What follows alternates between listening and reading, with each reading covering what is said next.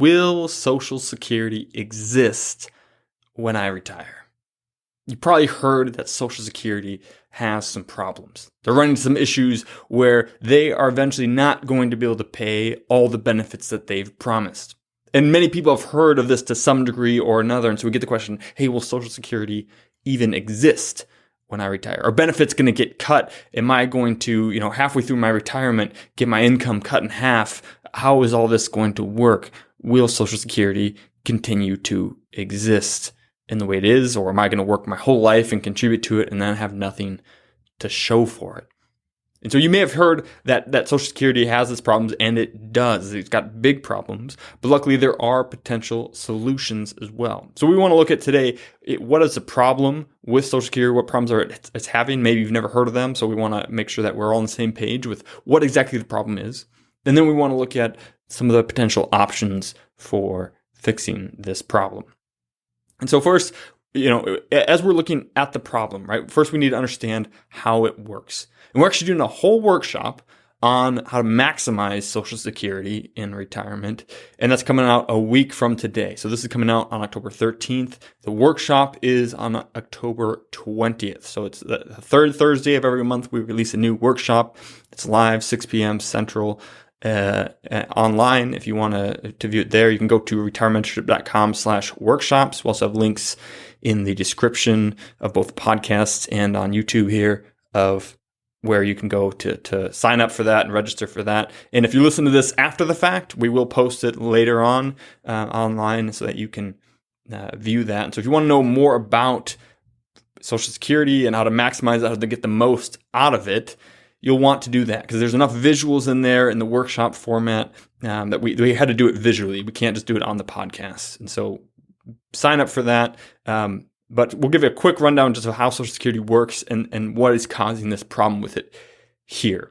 And so first, you probably know all of these things, but let's just make sure, right? The way that Social Security works is you have taxes that are withheld from your check, and your employer matches those. It's called FICA, right? Or Social Security tax, payroll tax, and Social Security takes 6.2% of your income of anything that you earn, and your employer matches that as well. So really, 12.4% of your annual income is taken out for Social Security, and that's up to $147,000 in 2022. That number adjusts each year. But if you make less than that, then it's 6.2 and another 6.2 of all of your income. And that goes into the Social Security Trust Fund. And so we got, everyone who works in the U.S. is getting taxed at this rate. And the thing about Social Security tax, right, is it comes out regardless of how much you make. There's, you get federal and state tax deductions and credits, and there's a lot of people, in fact, most people in the U.S. pay no federal income tax at all, because of their credits and deductions and whatnot that they get. But everyone pays Social Security and Medicare tax. Everyone at the same rate up to $147,000 of income. And that all goes into the Social Security Trust Fund, and the income goes in, and on the backside, they are paying out those benefits to all the people who are on Social Security in that monthly income that gets paid out. And so you have taxes going on one side and Social Security benefits going out the other side. And these benefits are calculated based on how much you've earned over your lifetime. So on your highest 35 years of earnings, they'll calculate, hey, based on all this, here's what you would get at your full retirement age. You can obviously, get less if you claim it earlier. You can get more if you claim it later. Again, we'll cover all that in the Maximizing Social Security workshop.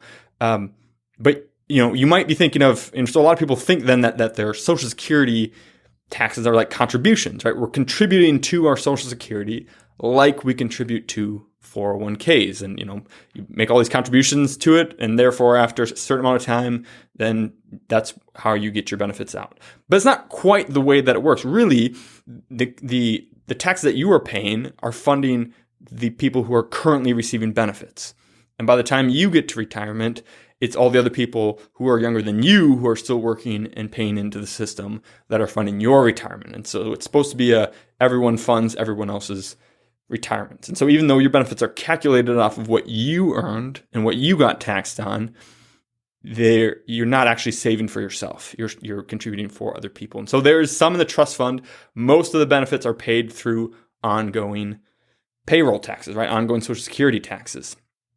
But there is a problem now, right? Because we had this big funding problem where, when the baby boomers were all working, they had no problem at all funding the retirements and the Social Security benefits of the silent generation, because that's why we call it the baby boomer generation, right? Because there's a huge boom of babies, and then they all grew up and they all started working and earning great incomes and paying a lot in Social Security taxes, and so there was no problem at all funding the generation before them. Well, now all those baby boomers are retiring, and you've probably heard like 10,000 a day are retiring, right? And we do a lot of work helping people retire and maximize their Social Security and all that in my financial planning firm. But the problem is that birth rates fell from there, right? And so while we had this huge, it was kind of a pyramid shape where we had smaller generations before and then larger and larger generations, then that kind of fell off. And so now there are less people paying into Social Security as there will be people taking money out. And so this trust fund is starting to go down. It's starting to get depleted. And, more is paid out each year than is taken in. And we have a problem, right? The Social Security Trust Fund will run out in 2037, necessitating a 24% drop in benefits for anyone who's currently receiving it. So in 2037, if we don't do anything, everyone who's on Social Security will get a quarter of their income just cut in half overnight. And that's going to happen. We are driving towards a cliff and we will go off the edge if we don't do something. And it's a big problem because Social Security is the bedrock of a lot of people's retirement. Either it's a majority of their income or it's a big base of that. And so to have a big cut in their benefits will be catastrophic for a lot of people. So we have this coming cliff, right? And you probably heard of the problems with Social Security, and you may have even read some catastrophizing articles or news reports about it. And so a lot of people really believe that Social Security is completely doomed, that the whole thing's going to fall apart, that we're going to be paying into the system forever, and it's all going to explode, and that we'll get nothing at the end. And it's not that bad. We can fix this problem. And here's how to think about it, I think. Right? Imagine that you were traveling in a car and you were traveling 60 miles an hour in a straight line, and wild animals are chasing you kind of behind and to the sides. And as long as you keep driving at 60 miles, you're staying ahead of them or whatever, but you can't stop, you can't slow down too much either. Otherwise, you're going to be caught by these wild animals. And so you're driving in a straight line, 60 miles an hour, and 120 miles in front of you is the edge of the Grand Canyon. So in 2 hours, it's kind of like one of those old math problems that you used to do. Susie is traveling at 60 miles an hour north, and Bobby is traveling at 40 miles an hour south, and at what time will they crash into each? So it's one of those almost, right? And so in 2 hours, we're going to careen off the edge of the Grand Canyon and plummet to our deaths, right? And that's what people are screaming about with Social Security. Hey, in 2 hours, this whole thing is going to blow up. 2037, it's all going to be gone. That's not that far. It's 15 years. Right? And so a lot of people are still going to be on Social Security in 15 years. A lot of people were counting on Social Security 15 years from now. And we're going to die. But if you think about it, right, only if we do nothing. And there's a lot of things we can do between now and careening off that cliff that will slow that down and or fix the problem. Right? And so maybe one of the solutions is to slow down. Because if we slow down to 40 miles an hour, maybe at 40 miles an hour, it's still enough to outpace the wild animals that are chasing us. We can't completely stop, but if we reduce it to 40 miles an hour, well, then how long does it take at 40 miles an hour to go 120 miles? Well, it takes 3 hours. So it gave us another hour to fix the problem, kicks the can down the road a little bit. What if we adjusted the angle at which we were going? We can't do a hard right turn because there's animals on the right side that will get us, or on the left side, but maybe we can pivot 10, 15, 20 degrees. And if we do that, it lengthens the distance between when we go over the edge of that Grand Canyon. And again, it will give us more time before we plummet to our deaths. And so in the same way that there are things that we can do to slow down the otherwise inevitable demise of Social Security. And I'm kind of using that hyperbolically, right? It's not a demise. Again, we're looking at a cut in benefits, not the whole thing being destroyed. But for a lot of people, a 25% cut is a big deal. So we want to look at what are some options for fixing Social Security. We've got time, but not a lot of time. What can we do in the meantime to do that? And part of the thing is, right, we won't actually take any of these options for a while because we have bigger problems right now. right? We still have 2 hours before we go over that cliff, and we've got, Russia and inflation and elections and all these other problems right now. And so politically, 15 years is a long time. And until it becomes a bigger problem, we probably won't address it. But in the meantime, here are the options that we do have for fixing this problem. Number one, we could reduce benefits. We could reduce benefits for anyone who's currently receiving Social Security or who will in the future. Either, we can wait and do nothing, and then we will have to reduce benefits by 24% in 2037, right? That's the sustainable number. They do this there's this committee, the Security Board of Trustees, Social Security Board of Trustees, that does this analysis, and they update it every year and say, hey, what do we need to do to fix this? And right now it's currently, in 2037, we'll have to do a 24% cut across the board on everyone's benefits. And we could do that. We could wait until then, or if we do it sooner, if we did it now, immediately, it would only be a 13% cut. And the longer we wait to do this, the deeper that we're going to have to cut people's benefits to be able to sustain those benefit payouts. And so it might be one of those things where, hey, if we do it earlier, it won't be as painful. But if we wait until later, it's going to be very painful. And so that's one option, right? We can reduce benefits, not do away with them, not cancel them, none of those. We can just reduce them. Personally, I don't think this is going to happen, right? This is an option, but I don't think it's going to happen. And for one reason, right? Which is that retirees vote, and they vote more than younger people. And they're not going to vote for anyone whose solution is to cut their income that they've worked their whole lives to, contribute to and that they've counted on. And so anyone whose platform is, hey, I'm going to fix Social Security by cutting, retirees' benefits, they're not going to get any votes. Anyone who eventually, right, when this problem becomes near enough and big enough, there will be multiple people who will run on a platform where, hey, we're going to fix Social Security by any other means other than cutting benefits. And they'll get enough retirees and near retirees to vote for them and vote for some other option, right? It's just no one's going to win an election on a campaign of cutting benefits. It is an option, and I think everyone is trying to make that not the option we go with. So the next option, number two, is to increase Social Security taxes.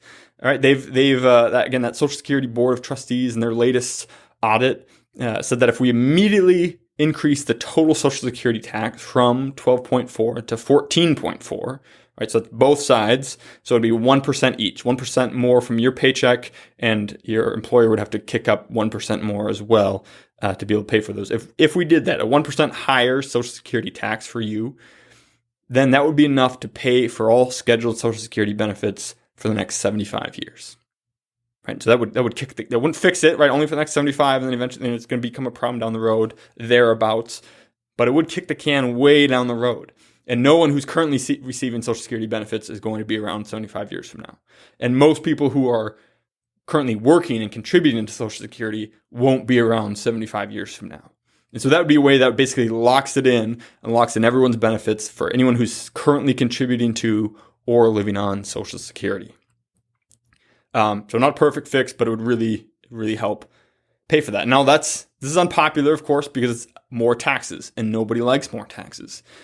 But the thought goes behind that people would adjust, right? It's a 1% dip in your income. So if your take-home pay is $2,000, then you're going to have, about $20 subtracted from your income. And if they say, well, hey, if you can live on $2,000, then you can certainly live on 1,980, right? Or if your take-home pay is $4,000, then you're going to lose $40 per month or per paycheck or whatever. And so people say that people can and will adjust to that. The other thing that they've proposed with this, increase in Social Security tax is like a phase-in, right? You already pay 6.2% of your income.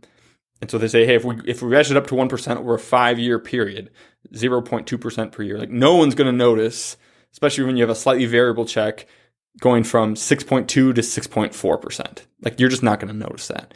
And so they say, hey, we can raise this slightly. It wouldn't be a huge impact on people, and then we can again temporarily fix this problem for 75 years.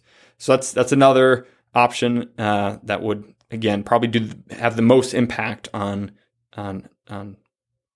increasing the longevity of this program. The next one, number 3, is to eliminate the taxable wage base. So currently, one only pays Social Security tax on the first $147,000 of annual income. And that's for each person, not for a household, right? So you personally, you pay your own Social Security taxes, federal income tax, state income tax, that's on the household. So if you're married and you marry filing jointly, and that's how you file, you're taxed as a household.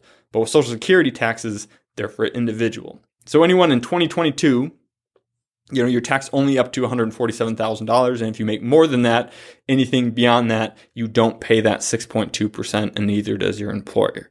Or if you're self-employed, you don't pay that full 12.4 anymore. And that number adjusts annually, and that's just what it is for 2022. So this number, that 147,000, is called the taxable wage base.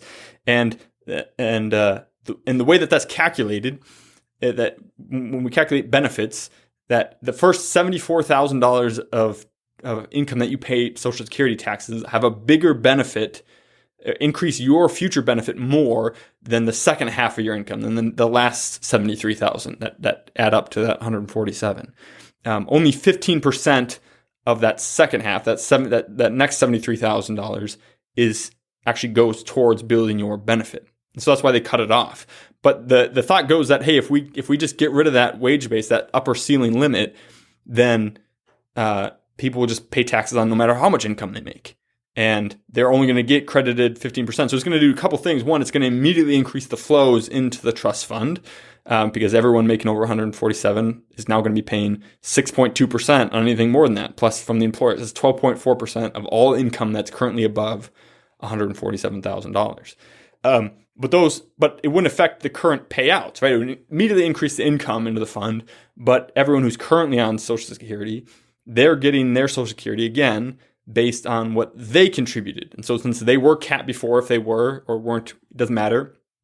Before, like, their benefits have already been calculated. So immediate inflows in, more inflows in, nothing extra going out, which would help build up the fund more and, prolong the longevity. Eventually those people would start collecting, but they wouldn't start collecting as much compared to what they were putting in, because again, it's not credited as highly at that extra income. Again, we covered a little bit this more. It's easier to explain on video, which we do in the workshop. To make sure that you sign up for that or go watch that after it comes out. So that's one way that would allow it to go on. So again, we've got reduced benefits, we've got increased Social Security tax, we've got eliminate the taxable wage base, and another one would be to delay full retirement age. Again, right? They already did that. So full retirement age is the age that you can calculate your full Social Security benefit as calculated by all your income. And it's currently, again, it's 67 for anyone born after 1960 or beyond. It used to be 65, which is the same age that you can get Medicare, right? So when they first put all this stuff into law, you would get Medicare and Social Security at age 65. And then they ran into funding problems because people were living longer. And so they kicked it out to 66 and then again to 67. And they had phase out periods for both of those. So you may be listening to this, and if you're in your 60s already, your mid 60s, your Social Security, your full retirement age is like 68 or 66 and 8 months, or 66 and 10 months, or something like that, depending on that phase out year that you had. So they could do that again, right? They could kick it out to age 68 or age 69 and make that the full retirement age. And wouldn't make you necessarily have to work longer to get it, but of course, every year that you take it before your full retirement age, you get a reduction in your benefits. And so it's a way to reduce benefits for future people without really reducing their benefits. It's a nuance, but they did it once before, and so they could always do that again.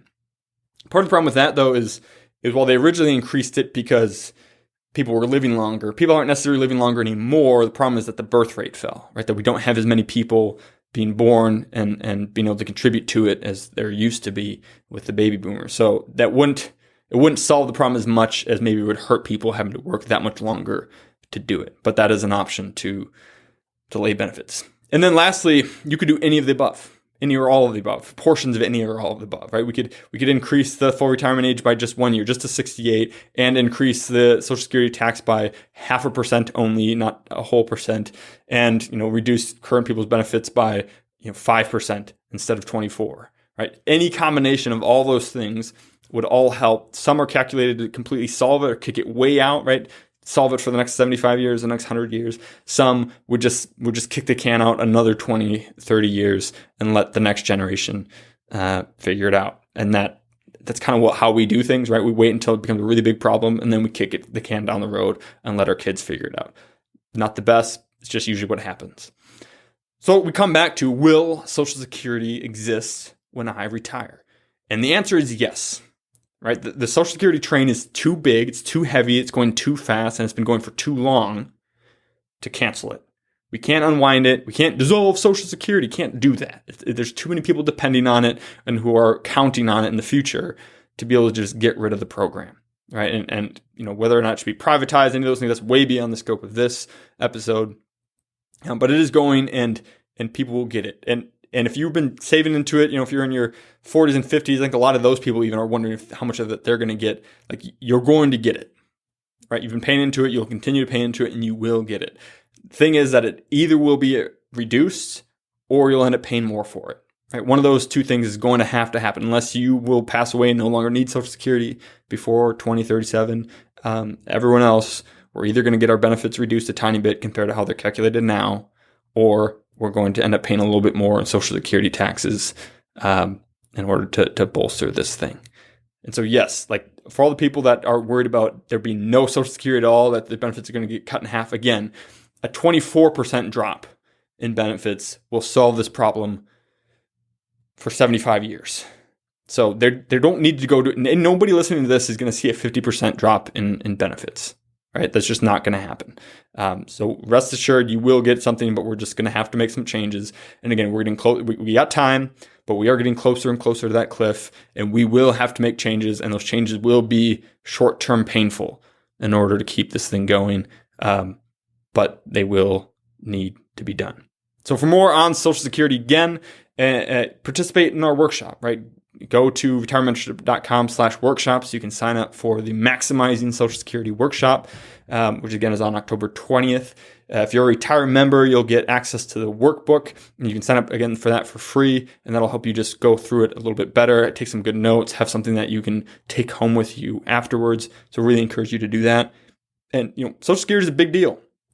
When you claim it, it might be one of the biggest retirement decisions you make, because once you pull that lever, you can't undo that. You're stuck with whatever choice you had. You used to be able to file and suspend and kind of do some of these undo things. Those are all gone. Once you claim, you've claimed, and there's nothing else you can do about it. So it's really important to know about Social Security, about your options, about ways to claim it. And so go register or go find that workshop and participate in that.